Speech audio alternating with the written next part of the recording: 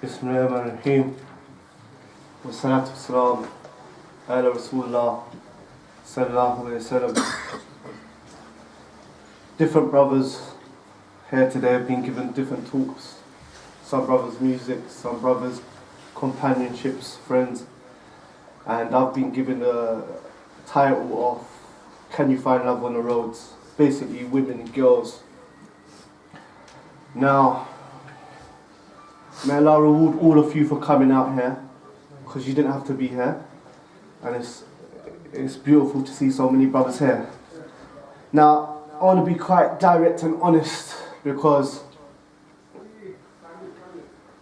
as a convert, and I think all of the brothers, or most of the brothers that are going to be speaking today are converts to Islam. Wallahi, to be a Muslim, to be born into a Muslim family, I don't think most people really understand what a gift it is. And it's not just about being the term Muslim, it's all the things that come from being in Islam, being born into a Muslim family, and so forth. What do I mean? Okay. You have Iman and Tawheed, and you have Muslim families. And on the other side, what do you have? You have shirk, you have sin, you have raving, you have clubbing, you have one-night stands, you have girls getting filled up, you have girls getting... You have madness. And the whole point of what I'm trying to say is that one of the main reasons people go into dunya and start doing haram is because of girls and because of money. Now, when you're born into a Muslim family, there's good pluses for it, and there's some negative things. Meaning that when you grow up in a Muslim family, alhamdulillah, your family, they try to protect you from certain things, drugs, clubbing, gangs, and all this kind of stuff. But as you young men, boys know, that when you grow up and you're sheltered from a lot of haram things, as you get older, shaitan comes to you. So obviously when you start reaching 13, 14, your early teens, shaitan start coming to you and whispering certain things to you. And your life is good, you got a father, you know who your father is, you see what it's like to see a man coming in and out of the house, work, maybe even pray and so forth. You know what a man is, you've seen what a man is. There's not a vacuum there, because most Muslim families, alhamdulillah, the father is present and he's a provider. He may have to work on some things like showing affection to his child and this, that and the other, but your fathers are there. With kuffar or non-Muslims, the opposite. 9 out of 10 of us don't know our fathers. We don't know what a man is from our home. Now the whole thing is that you have a working father, a loving mother, generally things are academic and it's normal for you to go to university or take on the dad's business or take on the dad's trade and so forth. Now the whole thing is that this whole thing about girls and, because it's beautified to us. It's like when you're born into a Muslim family and you're sheltered and your parents have been married and this, that, and the other, you start growing up. Like I said, shaitan starts coming to you at a certain age. So he starts saying to you, boy, I wonder what it's like to smoke weed. I wonder what it's like to smoke a cigarette. I wonder what it's like to drink alcohol. I wonder what it's like to go raving. I wonder what it's like, to rob someone. I wonder, shaitan starts doing all these things, and what he does, he starts beautifying them. And then he also comes to you through the door of music videos. So you're obviously watching music videos, girls in miniskirts, tight clothes and this, that and the other, bikinis and this, that and the other and so forth. And shaitan is saying to you, why don't I just try and experiment with this girl at school, that girl at school, blah, blah, blah, this, that and the other and so forth. And in the music videos and in the movies, it all looks so beautiful. And what happens is Ali and Uthman and Usama and so forth, slowly, they start going towards zina. And because it looks so beautiful, and so enticing, they just think, I'm going to experiment here. And by the age they get to their 20s and their mid-20s and this, that, and the other, they've already got a girlfriend, you know what I'm saying? They're already, you know, communicating with girls, inboxing girls, Facebook, Instagram, this, that, and the other, talking dirty, watching stuff that they shouldn't be watching. And it's like they're either on the verge of it or they're involved in it already. And the reason why they're doing it is because Shaitan says if you do it, it's going to feel great, it's going to be beautiful, you know what I'm saying? It's beautiful to have lots of girls all over the place calling your phone, you know what I'm saying? Sleeping with this girl here, sleeping with this girl there, this, that and the other, you know, driving in a convertible for a girl and this, that, and it all looks beautiful. But ask a convert or a non-Muslim, this whole girlfriend, raving, clubbing, this, that, and so forth, is it beautiful? Let me break it down to you. A young girl, she goes to her mother and she says, "Mother, where's father?" She says, "Father's not around." "Why is father not around?" "He's just decided not to live with us." "Why? How did you meet father?" "Oh, well, what I did is that on the weekend, I went to a club not wearing much clothes and some guy approached me. He told me I'm looking nice, he asked me for his number, he asked me for my number. I didn't know his first, I didn't know his surname, I didn't know his age, I didn't know nothing about him. I went with him, we had relationships, and then we didn't contact each other again. Next week I did the same thing with another guy, another big guy. He looked like kind of rapper, he was hench, he was this, that, and the other, he chatted me up and this, that, and so forth. He asked me for my number, and we had relationships, and we never talked again. And I did it a third weekend. This is what I do during the year, and one of them guys is your father.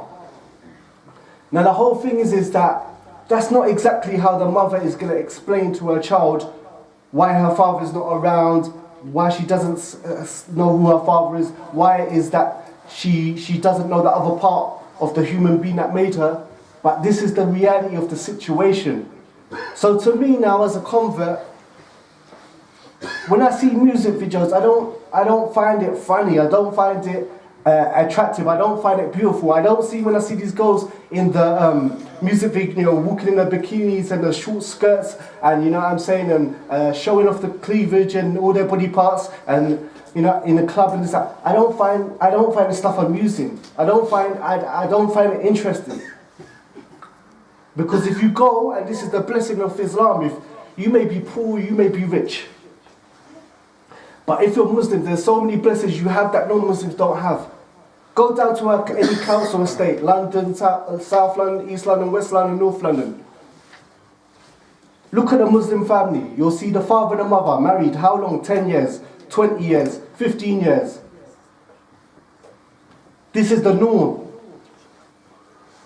But go to the non-Muslim boys and girls. Stop those non-Muslim boys and girls. "Excuse me, do you know your father?" "No." "Excuse me, do you know your father?" "No." "Do you know your father?" No.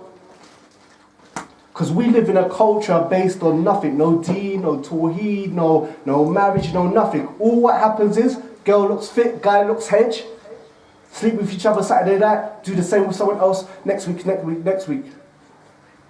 But when you're born into a Muslim family, and you see your father and your mother, you see they have a relationship with this, that, and the other. Obviously, you might go to non-Muslim school. Obviously, you might hang out with some non-Muslims. So when you're growing up, you're blinded, and you're obviously watching music and videos and so forth. So what happens is that slowly, you're getting dragged into it.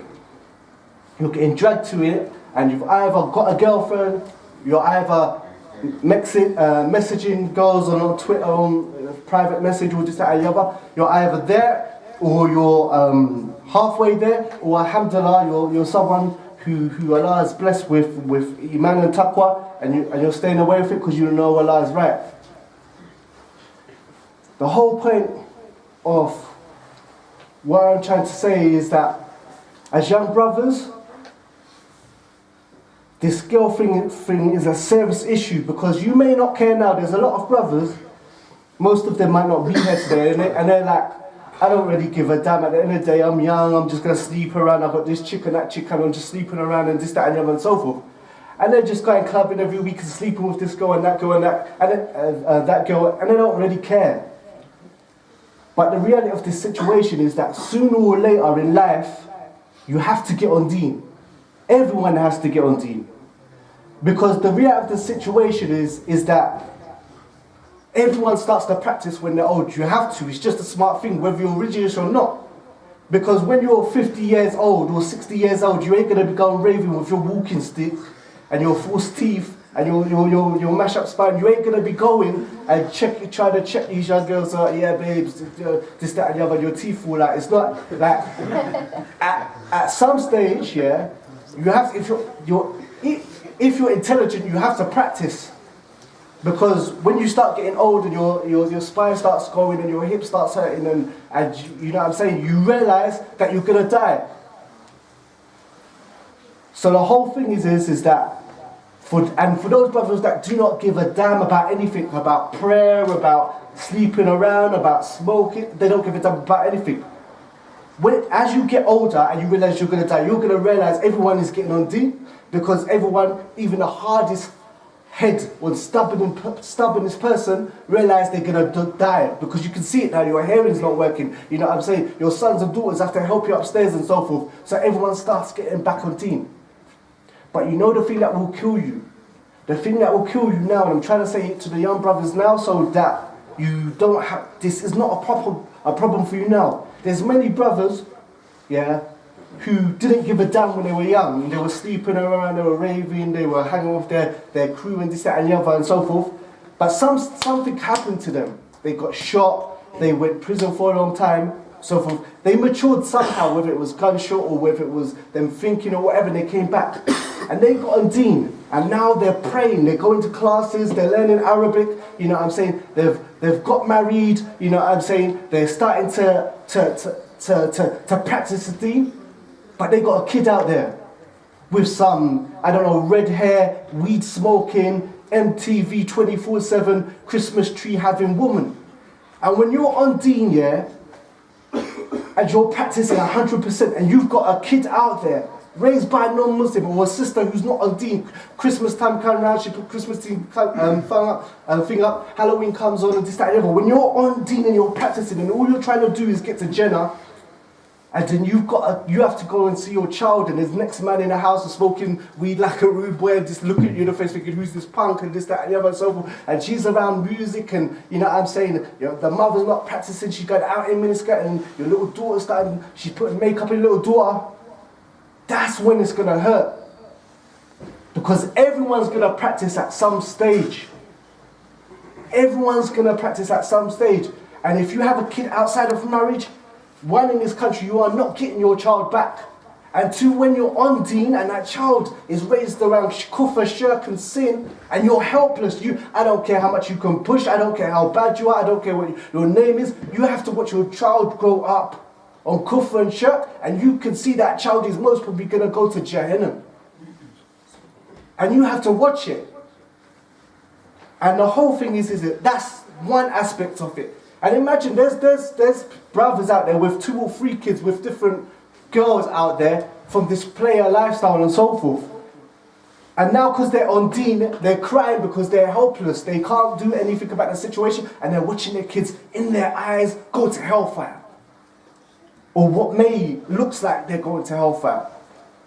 And for every child that you have with these girls, because no one plans to have a kid from these relationships. Everyone just think, well, boy, you know what I'm saying?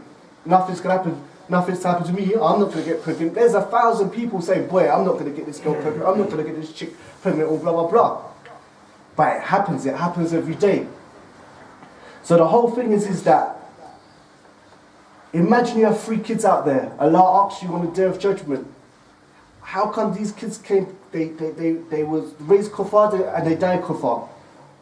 What are you going to say to them? I was just getting jiggy with it, I was young, you know what I'm saying, I just with my boys. Then you have a brain and you have to think for yourself, yeah? And we're not as strong as we think we are. I know there's a lot of brothers and this, that and the other, on Facebook, Twitter, Instagram and this, that and the other, and they got bare Muslim chicks, bare Muslim chicks, like, who they're half going out with, not going out with, kind of, they're trying to do Islamic, halal dating kind of zina thingy. I don't know, it's a big mess, but it's like, Assalamu alaikum babes, yeah, mashallah, you look nice, you like talk short skirt, how do you say mashallah? It's like, because Muslims don't have girlfriends, that's the thing. So it's just like, I know, there might be a little kiss here, a little touch here and stuff, so it's all messed up, but this is to hopefully just dead it. Because if you do that, get a little posing Aisha, that little, you know what I'm saying, what is it, Beyonce Khadija, or what is it, Fatima, this, that and the other, who's posing on Facebook. If you do get her pregnant, just imagine when you're on Deen and she doesn't decide to go on Deen. Pouting lips, this, that and the other, Spider-Man, Abaya, this, that and the other. So I'm telling you, it's gonna burn you. Now some people say, I don't care, but if I don't care about if I sleep around, get girls pregnant and she doesn't get on Deen, I don't care, I'm just a bad man, I don't care. I don't care about hellfire, I don't care about you, I don't care about none of this stuff, I'm just a bad man, I'm gonna bust hellfire up or whatever it is you think you're gonna do, you just don't care about Deen. There's another thing, when you have a girlfriend, whatever a girlfriend is, I don't know what a girl, that's a friend, that I don't know, whatever a girlfriend is, she definitely ain't a wife, yeah? But whatever a girlfriend is that there's no isser in it. Let me know when I've got half time. There's no isser in it. What do I mean? You cannot be a real man, yeah, and have a girlfriend, yeah? What do I mean like this? First of all, like, you may have all these girls around in different places and blah, blah, blah, that, and you think you're the man, and you feel special, and you think you're, you know, all the man know I've got bare girls and this, that, and the other, and so forth. But there's no honour in it. How? One, everyone sees your girlfriend's shape, everything. She might as well paint on clothes. Everyone can see her shape. Not only that, she's got male friends, yeah, who she hugs and kisses in your face. Like, John comes up and hugs her, kisses her in her face and did that. Not only that, you may be chilling in some haram location underground somewhere, because if your father catches you, you're finished. But you may be hanging out with this girl and this, that and the other and so forth. And in front of your face, she watches music video with man with his chest open, six-pack, this, that and the other and so forth. In your face. You can't say nothing to her. What are you going to say? Excuse, music videos are haram, you can't watch man because he's naked, this, that, and she's a girlfriend. So what honour have you got with a girlfriend? See, with a wife, it's different. With a wife, one, your wife don't have no friends. Simple. It's done. There's no, your wife doesn't have no male friends. Two, she's either wearing like jilbab or hijab proper and this, that and the other and so forth. No one can see her shape or anything else and this, that and the other.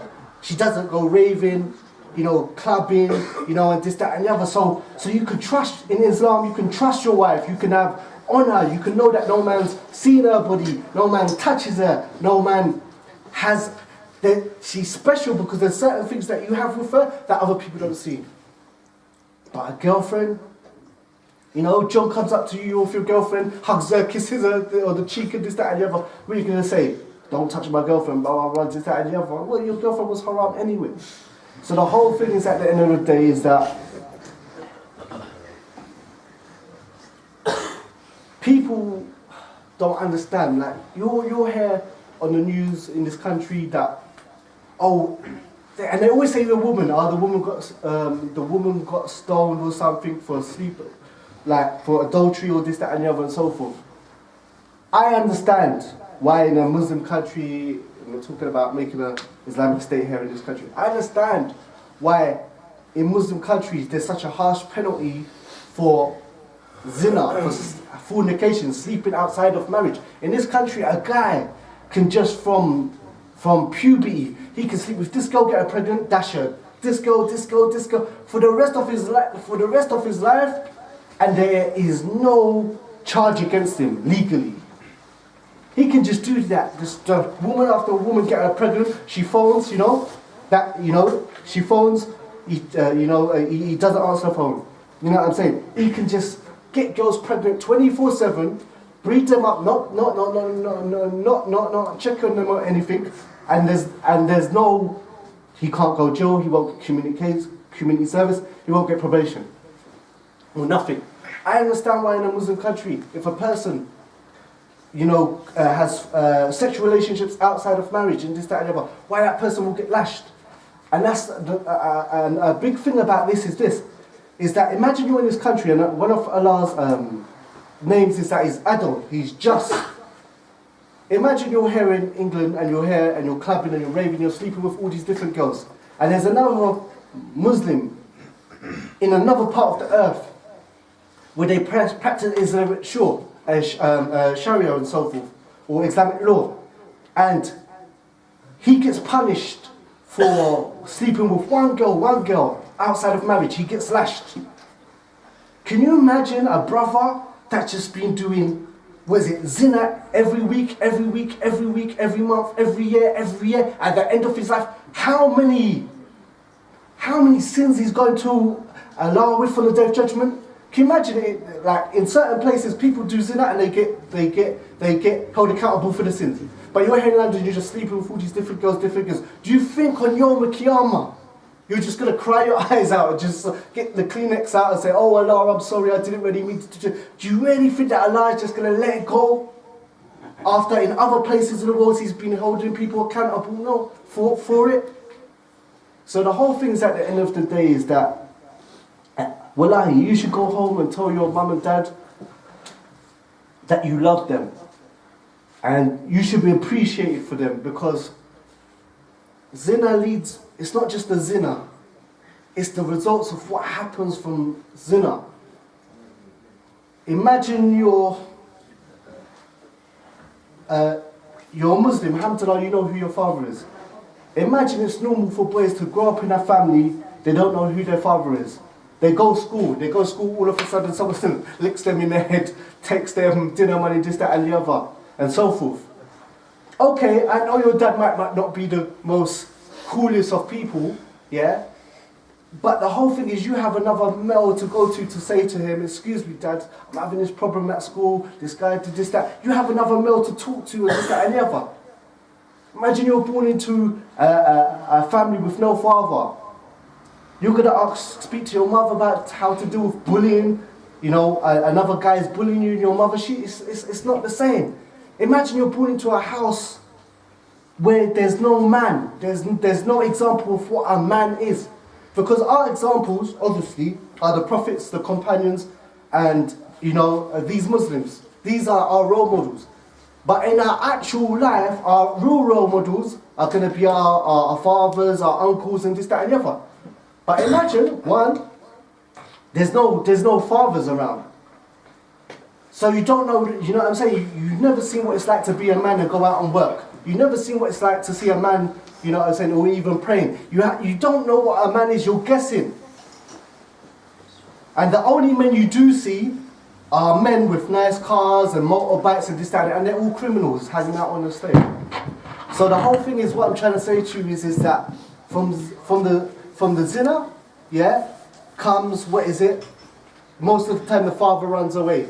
From the father being away, most of the time you don't have example of a man or how you're supposed to be as a man. From not having that, you start looking to other men who are not real of how to be a man. And 9 out of 10 times, they're not good examples. And when you follow the examples, you end up in jail.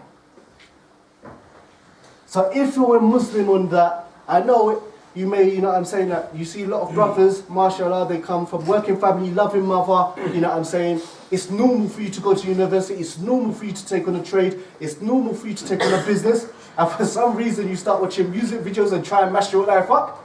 For any of you brothers that want to intentionally mess your life up and, as not studying, not this, that and the other and so forth, or want to do the sleeping around and this, that and the other, my only message to you is this: as a convert, as someone coming from a family not based on Tawheed, not based on Sunnah, not based on Iman, the grass is not green on the other side.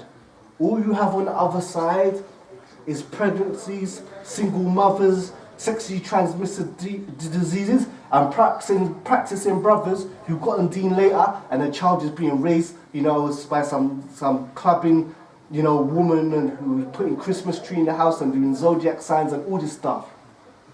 And it will burn you, and it will break you down, and it will tear you apart if you try and go into this world of glitter and glam, of music videos and this, that and the other.